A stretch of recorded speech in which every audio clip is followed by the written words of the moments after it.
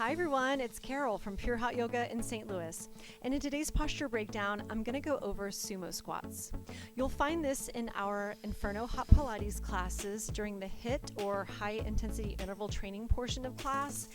It's really great for building strength in the thighs and in the glutes, and also working the mobility of your hips and your knees. So let's take a look.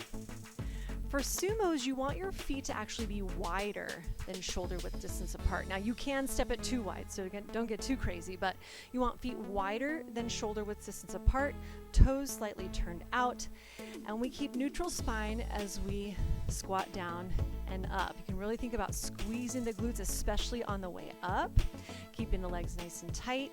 Now for those of you that come to class, you've heard us say neutral spine, so this is one that you want to keep neutral spine on. So I'll show you from the side. Neutral spine is that natural curve in your low back, so you just keep it neutral spine as you squat down and up.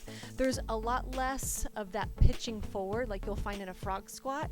In sumos, the chest is pretty lifted. Think shoulder blades back and down, suck your stomach in, pulling up the pelvic floor as you squat.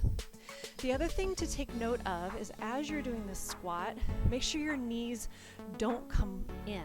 Yes? Think push the knees away from each other as you squat down, really starting to work the inner thighs as you do this squat. So again, pushing the knees away from each other is key to doing it correctly. Let us know if you have any questions. We can't wait to see you the next time you're at Pure Hot Yoga in St. Louis.